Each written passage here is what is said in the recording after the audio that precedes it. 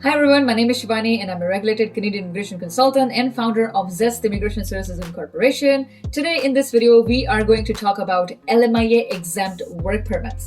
Yes, there are certain people and certain occupations that do not need to secure an LMIA to be able to work in Canada or to be able to apply for work permit in Canada. Interesting, right? So let's explore.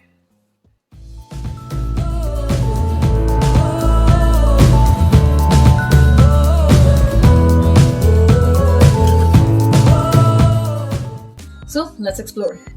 So usually an LMIA is required to recruit a foreign worker, especially when the foreign worker is located outside Canada.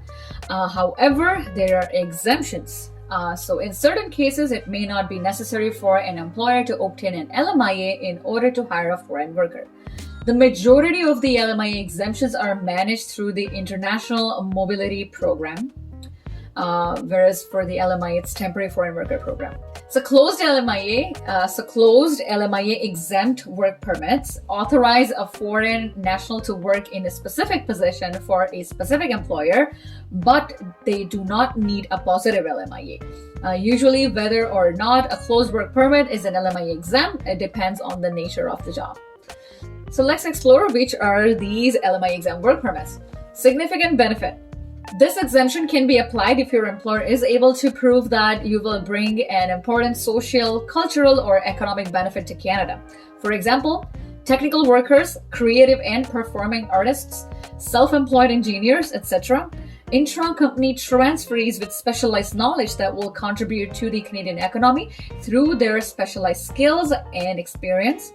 Workers under the mobility Francophone, that means mobility Francophone program.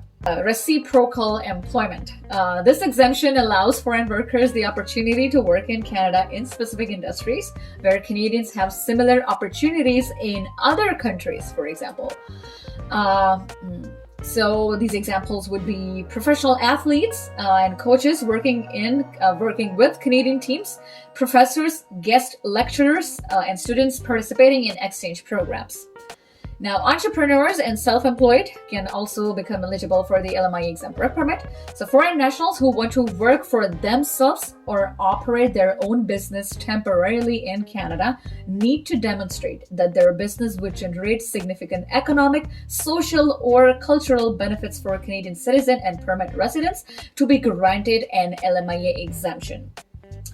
Again, specifically intra-company transfers. So international companies can temporarily transfer employees to a Canadian branch without requiring an LMIA. French-speaking skilled workers who have a valid job offer in a province or a territory outside of Quebec may be exempt from needing an LMIA. International trade agreements. Some international free trade agreements contain provisions to make it easier for business people to work temporarily in the signed countries. While foreign workers covered by an applicable free trade agreement still usually need a closed work permit, they are exempt however, they're exempt from needing an LMIA. Okay, so the NAFTA, the North American Free Trade Agreement, which is now known as CUSMA, C-U-S-M-A, Canada, United States, Mexico Trade Agreement, CUSMA. All right. Also, other agreements called GATS, the General Agreement on Trades, Trade and Services, and the Comprehensive Economic and Trade Agreement, like CETA, are the examples. International youth exchange programs. So Canada also participates in some international youth exchange programs that allow young people to travel and work in Canada without requiring an LMIA. For example, the Young Professionals category of International Experience Canada, IEC, is for individuals with a job offer in Canada that contributes to their professional development. Next is Minister-designated exemptions. This exemption applies to specific situations and is at the discretion of the Minister of Immigration. For example, academics, researchers, guest lecturers, and visiting professors who are sponsored through a recognized federal program, medical residents and fellows, and people who have received academic awards through Canadian institutions. Now, here's the list of all programs and categories of workers who do not need a positive LMIA from ESDC to be able to apply for a work permit. For some jobs, even a work permit is not required, but usually time limited.